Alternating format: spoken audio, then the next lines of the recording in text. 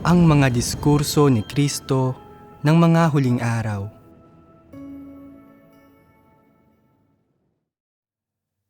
Hindi maliligtas ang isang tao sa pamamagitan ng paniniwala sa relihiyon o pagsali sa seremonyang panrelihiyon. Ano ba mismo ang pananampalataya sa Diyos? Ang paniniwala ba sa relihiyon ay katumbas ng pananampalataya sa Diyos? Ang paniniwala sa relihiyon ay pagsunod kay Satanas. Ang pananampalataya sa Diyos ay pagsunod sa Diyos. At ang mga sumusunod lamang kay Kristo ang tunay na nananampalataya sa Diyos. Ang isang taong hindi tinatanggap ang mga salita ng Diyos ni kaunti bilang kanyang buhay ay hindi isang tunay na mananampalataya sa Diyos. Siya ay walang pananampalataya at ilang taon man siyang manampalataya sa Diyos, wala itong saysay. Kung ang isang mananampalataya sa Diyos ay nakikibahagi lamang sa mga panrelihiyong ritual, ngunit hindi isinasagawa ang katotohanan, hindi siya isang mananampalataya sa Diyos at hindi siya kinikilala ng Diyos. Ano ang kailangan mong taglayin upang kilalanin ka ng Diyos bilang kanyang tagasunod? Alam mo ba ang mga pamantayan ng Diyos sa pagsukat sa isang tao? Sinusuri ng Diyos kung ginagawa mo ba ang lahat ayon sa kanyang mga hinihingi at kung nagsasagawa ka ba at nagpapasakop sa katotohanan batay sa kanyang mga salita. Ito ang pamantayan ng Diyos sa pagsukat sa isang tao. Ang pagsukat ng Diyos ay hindi nakabatay sa kung ilang taon ka nang nananampalataya sa Kanya, gaano kalayo na ang iyong nilakbay, gaano karaming mabubuting ugali ang mayroon ka, o ilang salita at doktrina ang nauunawaan mo. Sinusukat ka niya batay sa kung hinahangad mo ba ang katotohanan at ano ang landas na pinipili mo. Maraming tao ang nananampalataya sa Diyos sa salita at pinupuri siya, ngunit sa kanilang puso, hindi nila minamahal ang mga salitang ipinapahayag niya. Hindi sila interesado sa katotohanan. Palagi silang naniniwala na ang pamumuhay ayon sa mga filosofiya ni Satanas o iba't ibang makamundong teorya ang siyang ginagawa ng mga normal na tao, na ganito mapapangalagaan ng isang tao ang kanyang sarili at na ganito mamuhay ng may halaga sa mundo. Sila ba ang mga taong nananampalataya sa Diyos at sumusunod sa Kanya? Hindi. Ang mga salita ng mga dakila at tanyag na tao ay punong-puno ng karunungan kung pakikinggan at madaling makapanlilin lang ng iba. Maaaring panghawakan mo ang kanilang mga salita bilang mga katotohanan o mga kasabihang dapat sundin. Ngunit kung pagdating sa mga salita ng Diyos, sa ordinaryong hinihingi niya sa mga tao, katulad ng pagiging isang matapat na tao, o sa masunurin at masikap na pagtupad sa kanilang gawain, pagganap ng kanilang tungkulin bilang nilikha at pagkakaroon ng matatag at matapat na asal, hindi mo isinasagawa ang mga salitang ito at hindi itinuturing ang mga ito bilang mga katotohanan. Kung gayon ay hindi ka isang tagasunod ng Diyos. Sinasabi mong isinasagawa mo ang katotohanan, ngunit kung tatanungin ka ng Diyos, ang mga katotohanan bang isinasagawa mo ay mga salita ng Diyos? Ang mga prinsipyo bang itinataguyod mo ay batay sa mga salita ng Diyos? Paano mo ipapaliwanag ang iyong sarili? Kung ang batayan mo ay hindi ang mga salita ng Diyos, kung gayon ay mga salita ito ni Satanas. Ipinamumuhay mo ang mga salita ni Satanas, ngunit sinasabi mong isinasagawa mo ang katotohanan at binibigyang kasiyahan ang Diyos. Hindi ba't paglalapastangan iyon sa Diyos? Halimbawa, Tinuturuan ng Diyos ang mga tao na maging matapat, ngunit ang ilan ay hindi pinag-iisipan kung ano talaga ang ibig sabihin ng pagiging isang matapat na tao. Paano isinasagawa ang pagiging isang matapat na tao? Kung anong mga bagay na ipinamumuhay at inihahayag nila ang hindi matapat, at anong mga bagay na ipinamumuhay at inihahayag nila ang matapat. Sa halip na pag-isipan ang diwa ng katotohanan sa mga salita ng Diyos, bumabaling sila sa mga aklat ng mga hindi mananampalataya. Iniisip nila, ang mga kasabihan ng mga hindi mananampalataya ay magaganda rin. Tinuturuan din ng mga ito ang mga taong maging mabuti. Halimbawa, payapa ang buhay ng mabubuti. Ang mga tapat na tao ay laging mamamayani. Ang pagpapatawad sa iba ay hindi kahangalan. Nagbibigay ito ng mga kapakinabangan pagkatapos. Ang mga pahayag na ito ay tama rin at naaayon sa katotohanan. Kaya, sumusunod sila sa mga salitang ito. Magiging anong klaseng tao sila sa pagsunod sa mga kasabihang ito ng mga hindi mananampalataya? Maisasabuhay ba nila ang katotohanang realidad? Hindi ba't maraming tao ang ganito? Nakapagtamo na sila ng ilang kaalaman. Nakapagbasa na sila ng kaunting aklat at kaunting tanyag na mga obra. Nakapagkamit na sila ng ilang perspektiba at nakarinig na ng kaunting tanyag na kasabihan at lokal na mga salawikain. Pagkatapos ay tinatanggap ang mga ito bilang ang katotohanan, kumikilos at tumutupad ng kanilang tungkulin ayon sa mga salitang ito. Ginagamit ang mga ito sa kanilang buhay bilang mga mananampalataya sa Diyos at iniisip na isinasakatuparan nila ang kalooban ng Diyos. Hindi ba't ito ay pagpapalit ng kasinungalingan sa katotohanan? Hindi ba ito paggamit ng panlilinlang? Sa Diyos, ito ay kalapastanganan. Ang mga bagay na ito ay namamala sa maraming tao. Para sa isang tao na itinuturing ang mga kasiyasiyang salita at tamang doktrina mula sa mga tao bilang mga katotohanang dapat na itaguyod, habang isinasantabi ang mga salita ng Diyos at pinagsasawalang bahala ang mga ito, nabibigong isaisip ang mga ito kahit na ilang beses na itong nabasa o ang isaalang-alang ang mga salita ng Diyos bilang ang katotohanan. Sila ba ay mga mananampalataya sa Diyos? Tagasunod ba sila ng Diyos? Ang mga ganoong tao ay nananampalataya sa relihiyon. Sinusunod pa rin nila si Satanas. Naniniwala sila na ang mga salitang sinasabi ni Satanas ay pilosopiko, na ang mga ito ay lubhang malalim at klasiko. Itinuturing nila ang mga ito bilang mga sikat na kasabihan na may pinakamataas na antas ng katotohanan. Kahit ano pang ibang bagay ang isuko nila, hindi nila kayang bitiwan ang mga salitang iyon. Ang pagtalikod sa mga salitang iyon ay parang ang pagkawala ng pundasyon ng kanilang buhay, tila pag-uka sa kanilang puso. Anong klase ng tao ang mga ito? Tagasunod sila ni Satanas at kaya nga tinatanggap nila ang mga sikat na kasabihan ni Satanas bilang ang katotohanan.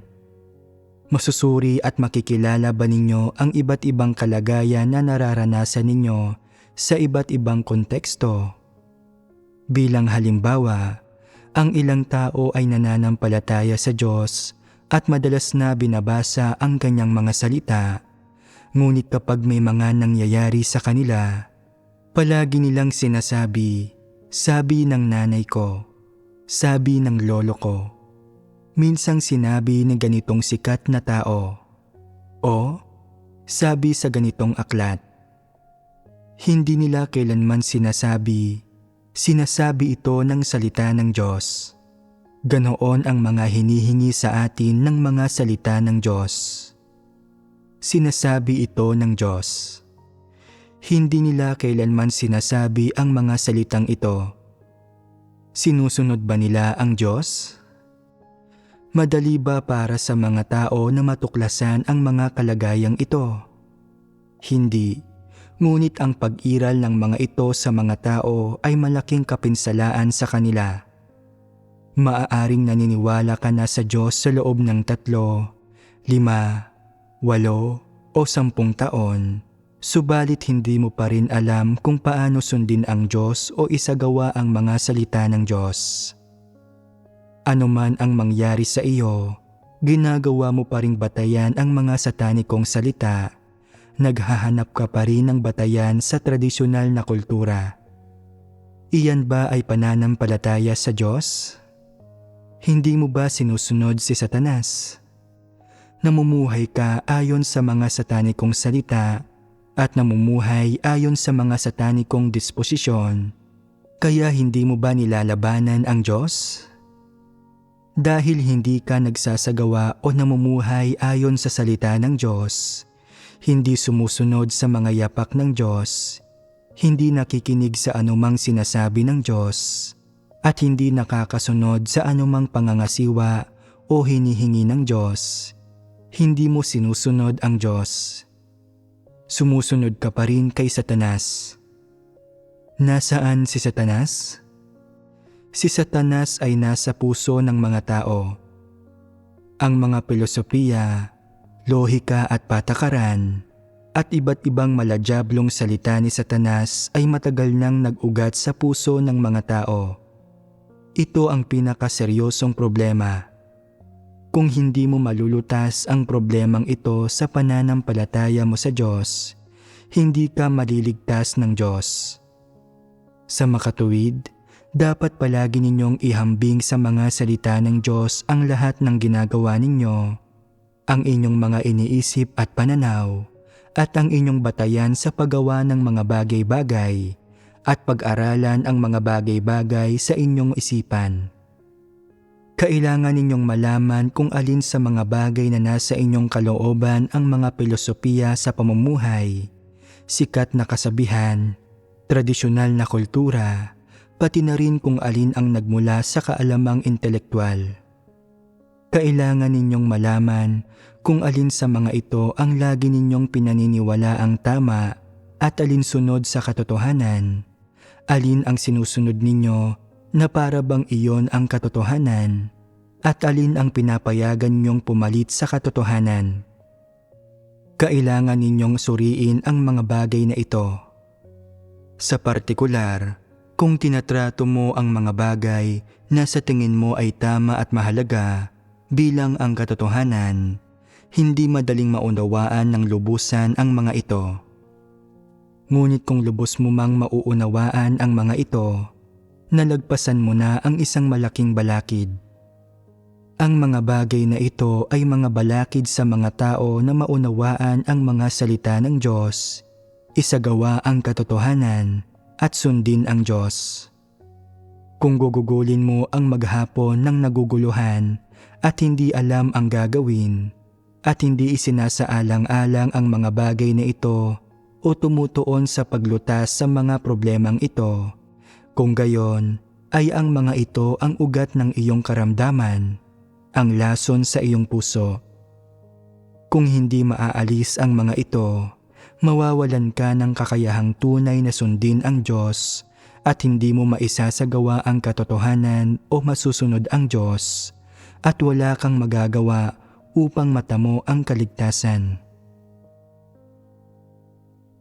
Ngayong nakapagbahagi na tayo tungkol sa mga bagay na ito, naisip na ba ninyo ang mga kalagayan, ideya o may kinikilingang mga pananaw na nasa inyong kalooban na sumasalungat sa mga layunin ng Diyos, mga hinihingi ng Diyos, at sa katotohanan, subalit itinuring ninyo bilang ang katotohanan at isinagawa at itinaguyod bilang gayon nga? Nagkaroon ako ng pananaw na bilang isang tao, dapat magsikap ang isang tao na maging mabuti. Isang taong gusto at nais na makaugnayan ng lahat. Noong hindi ko naintindihan ang katotohanan, Inakala ko na ang hangaring ito ay makatwiran at tama. Ngunit ngayon, kung susukatin ito sa katotohanan, napagtanto ko na ang ganoong tao ay mapagpalugod ng mga tao. Lalo na pagkatapos kong mabasa ang mga paghahayag ng Diyos tungkol sa mga mapanlinlang na tao, naunawaan ko na mayroon akong mga mapanlinlang na intensyon sa paggawa nito. Lahat ay sinusubukan ko upang mapanatili ang aking sariling reputasyon at katayuan sa pamamagitan ng pagsisilbi sa iba. Pinibigyan sila ng mga maling impresyon at nililinlang sila. Kung minsan, isinasakripisyo ko pa ang mga interes ng sambahayan ng Diyos upang mapalugod ang ibang tao. Hindi talaga ako isang mabuting tao, ni hindi ko taglay ang wangis ng isang taos na tao.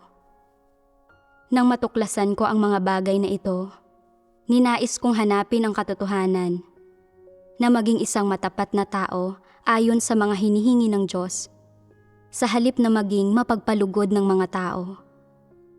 Ninais kong maging isang taong nagsasalita ng totoo at tapat, na tapat sa lahat ng bagay, dahil ito ay alinsunod sa kalooban ng Diyos. Napansin ko sa panahong ito na tumutok ako sa mga pagbabago sa panlabas na pag-uugali. Halimbawa, noong sinabihan ako ng ilang kapatid na ako ay mayabang at hindi madaling pakisamahan, sinubukan kong tanggapin iyon at talakayin ang mga bagay kasama nila sa banayad at magiliw na paraan. Ginawa ko ang anumang sabihin nila sa akin, at kung makita ko ang sinuman na magkamali habang isinasakatuparan ang kanilang tungkulin, hindi ko iyon tutukuyin. Sa halip, pinapanatili ko ang kapayapaan at pagkakaisa. Habang nakikinig sa pakikipagbahaginan ng Diyos ngayon lang, nakita ko na hindi ako kumikilos ayon sa mga salita ng Diyos. Kumikilos ako sa pamamagitan ng mga pilosopiya sa pamumuhay ni Satanas. Ginagamit ko ang aking mabubuting panlabas na pag-uugali upang linlangin ang iba, samantalang ang totoo, ang aking tiwaling disposisyon ay hindi pa natatanggal. Hindi ako isang tao na naghahangad ng katotohanan at sinayang ko ang maraming panahon. May pagkaunawa at kamalayan na kayo ngayon sa ilang maling pananaw at pagsasagawa noon. Ngunit nakakapagod para sa inyo kapag isinasagawa ninyo ang katotohanan. Dahil nakikilala at nauunawaan na ninyo ang mga kalagayang ito, ano ang inyong mga kaisipan at damdamin tungkol sa suliranin ng tiwaling sangkatauhan? Naramdaman ba ninyo na ang tiwaling sangkatauhang ito ay matatag at mahigpit na kontrolado ni Satanas? Nalalaman na ba ninyo ito? Kailan ninyo nalaman ito? Noong gusto kong isagawa ang katotohanan, kinontrol at ikinulong ako sa loob ng kalikasan ni Satanas. Nagtalo ang kalooban ko, ngunit hindi ko naisagawa ang katotohanan na para bang ako ay nakakadena. Napakahirap niyon. Naramdaman mo ba noong oras na iyon na masyadong kamuhimuhi si Satanas? O namanhid ka na ba sa katagalan at hindi mo na magawang mapuot? Napagtanto mo na ba ang matinding pangangailangan sa gawain ng pagliligtas ng Diyos sa sangkatauhan? Nauunawaan mo ba na ang mga salita at katotohanang ipinapahayag ng Diyos, kasama ang mga naglalantad sa sangkatauhan, ay realidad lahat? Wala kahit isang parirala ang hindi tunay, at na lahat ay ganap na tumutugma sa mga katunayan at ang mga salitang lubos na kinakailangan ng sangkatauhan upang matanggap ang katotohanan at maligtas? Kailangan ng sangkatauhan ang pagliligtas ng Diyos. Kung hindi pumarito ang Diyos sa katawang tao upang gawin ang kanyang gawain, kung hindi nagpahayag ng napakaraming katotohanan ang Diyos, saan makikita ng sangkatauhan ang landas patungo sa kaligtasan? Lahat ng pagtitiwala kay Satanas at sa masasamang espiritu para sa mga tanda at kababalaghan ay hahantong sa pagkasira. Ang lahat ng taong namumuhay sa mga filosofiya, lohika at batas ni Satanas ay pinupunteriya para sa pagkawasak. Nalalaman na ba ninyo ito? Hindi sapat na basta lang ninyong nalalaman ito. Iyan ay simpleng puso lamang na nananabik sa pagliligtas ng Diyos. Ngunit kung matatanggap ba ninyo ang katotohanan at matatanggap ang paghatol at pagkastigo at maiwawaksi ang inyong tiwaling disposisyon, ito ang mahahalagang tanong. Ang mga nananampalataya sa Diyos ay dapat na umibig sa katotohanan at mga positibong bagay, at dapat din nilang kamuhian ang kasamaan at anumang bagay na galing kay Satanas. Dapat silang tumuon sa pagninilay-nilay at pag-unawa sa sarili at sa pagkilatis ng mga paglabas ng kanilang sariling tiwaling disposisyon. Dapat nilang malinaw na makita na ang kanilang kalikasang diwa ay nakapanghihilakbot at masama, salungat sa Diyos at kinasusuklaman ng Diyos, at magawa nilang makaramdam ng pagkagalit sa kanilang sarili at pagkasuklam sa kanilang sarili mula sa kanilang puso. Saka lamang sila magkakaroon ng determinasyon at lakas na makalaya at maiwaksi ang pagkagapos at paghadlang ng kalikasan ni Satanas at maisagawa ang katotohanan at magpasakop sa Diyos. Kung wala ang determinasyong ito, mahihirapan kang isagawa ang katotohanan kahit na hinihinging gawin mo iyon. Dapat na lubhang magpakahirap ang mga tao sa gitna ng mga kalagayang tulad ng pagkagapos, manipulasyon, labis na pagpapahirap, pananalasa at pang-aabuso ng kanilang tiwaling disposisyon.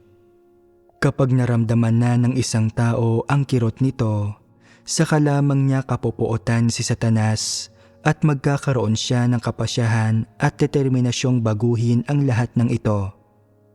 Kapag nakapagtiis na siya ng sapat na paghihirap, ay saka lamang niya mapalalakas ang kanyang determinasyon at magkakaroon siya ng motibasyon na hangarin ang katotohanan at makawala sa lahat ng ito.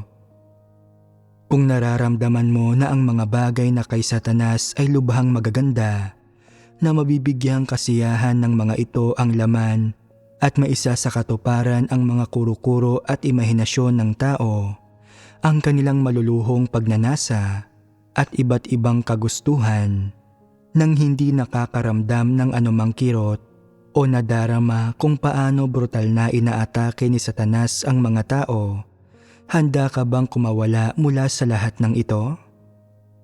Sabihin ng alam ng isang taong mapanlinlang na siya ay tuso, na mahilig silang magsinungaling at ayaw nilang sabihin ang katotohanan, at na lagi siyang may ikinukubli kapag nakikipag-ugnayan sa mga tao.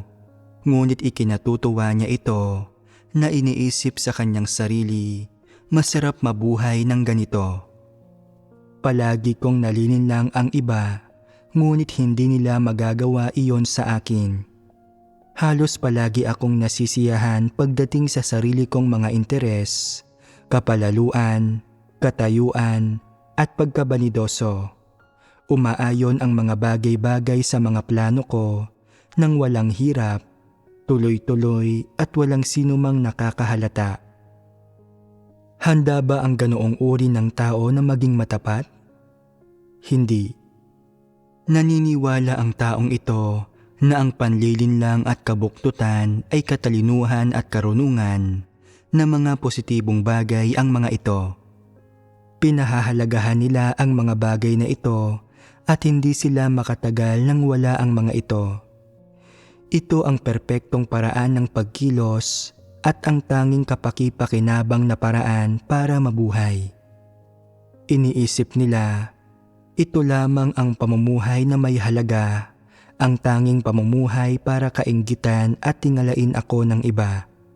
Kahangalan at kamangmangan ang hindi ako mamuhay ayon sa mga satanikong filosofiya. Palagi akong may mapapalagpas na mga pagkakataon, maaapi, mamaliitin at matatratong isang utusan. Walang halaga ang gayong klaseng pamumuhay. hinding-hindi ako magiging matapat na tao. Tatalikuran ba ng ganitong klaseng tao ang kanyang mapaninlang na disposisyon at magsasagawa na maging matapat? Siguradong hindi. Gaano katagal man silang naniniwala sa Diyos, ilang sermon man ang kanilang narinig, at ilang katotohanan ang naunawaan nila, hinding-hindi tunay na susundin ng gayong mga tao ang Diyos. Hinding-hindi nila masayang susundin ang Diyos, sapagkat iniisip nila na upang magawa iyon, napakarami nilang kakailanganing isuko, talikdan, at kailangan nilang magdusa ng pasakit at mga kawalan. Ito ang hindi talaga nila matanggap. Iniisip nila, ang pananalig sa Diyos ay pananalig sa relihiyon. Ang matawag lamang na isang mananalig, may ilang mabuting ugali, at pagkakaroon ng isang bagay na nagbibigay sa kanila ng espiritual na panustos, iyon lamang. Hindi na kailangang magbayad ng halaga, magdusa o talikuran ang anupaman. Hanggat sa kanyang puso ay nananalig ang isang tao at sinasabing kinikilala niya ang Diyos, ang ganoong klase ng pananampalataya sa Diyos ang magtutulot sa kanya na makaligtas at makapasok sa kaharian ng langit. Napakadakila ng ganoong pananampalataya. Matatamo ba sa huli ng mga ganoong tao ang katotohanan? Hindi. Ano ang dahilan na hindi nila matatamo ang katotohanan? Wala silang pagmamahal para sa mga positibong bagay. Hindi nila pinananabikan ang liwanag at hindi nila minamahal ang daan ng Diyos o ang katotohanan. Gusto nilang sinusunod ang mga makamundong kalakaran. Nahuhumaling sila sa katanyagan, pakinabang at katayuan. Gustong-gusto nilang namumukod tangi sila sa mga tao. Sinasamba nila ang katanyagan, pakinabang at katayuan. Dinadakila nila ang mga mahusay at sikat. Pero ang totoo, mga demonyo at si Satanas ang dinadakila nila. Sa kanilang puso, hindi ang katotohanan ang hinahangad nila o ang mga positibong bagay. Sa halip, mataas ang pagpapahalaga nila sa kaalaman. Sa puso nila, hindi sila sang-ayon sa mga taong naghahangad ng katotohanan at nagpapatotoo sa Diyos. Sa halip, sinasang-ayunan at hinahangaan nila ang mga taong may espesyal na mga talento at kaloob. Sa kanilang pananampalataya sa Diyos, hindi nila tinatahak ang landas ng paghahangad sa katotohanan. Sa halip, ang tinatahak nila ay ang landas ng paghahangad sa katanyagan, pakinabang, katayuan, at kapangyarihan. Sinisikap nilang maging isang taong labis na tuso na nagtatagumpay gamit ang mahuhusay na plano. Sinisikap nilang pasukin ang mas mataas na antas ng lipunan para maging isang dakila at kilalang tao. Nais nilang mabati ng may paghanga at pagtanggap sa lahat ng okasyon na kanilang pupuntahan. Nais nilang maging idolo ng mga tao. Iyan ang klase ng taong nais nilang kahinatnan. Anong uri ng paraan ito? Ito ang gawin ng mga demonyo, ang landas ng masama. Hindi ito ang daang tinatahak ng isang mananampalataya sa Diyos. Ginagamit nila ang mga filosofiya ni Satanas, ang lohika nito, ginagamit nila ang bawat pakana nito, bawat panlalansi, sa bawat sitwasyon upang makuha ang tiwala ng mga tao at himukin ang mga tao na sambahin at sundin sila. Hindi ito ang landas na dapat tahakin ng mga taong nananalig sa Diyos. Hindi lamang sa hindi maliligtas ang gayong mga tao, haharapin din nila ang pagpaparusa ng Diyos. Wala itong kaduda-duda. Ano ang batayan sa kung ang isang tao ay maliligtas o hindi? Ito ay batay sa kung matatanggap niya ang katotohanan, makapagpapasakop sa gawain ng Diyos, at matatahak ang landas ng paghahangad sa katotohanan. Ito ay pinagpapasyahan batay sa mga salik na ito. Ano ang landas kung saan matatamo ang kaligtasan ng Diyos sa pananampalataya? Dapat niyang sundin ang Diyos, pakinggan ang kanyang mga salita, magpasakop sa kanyang mga pangangasiwa at pagsasaayos, at mamuhay ayon sa kanyang mga hinihingi at sa katotohanan. Ito ang tanging landas para matamo ang kaligtasan.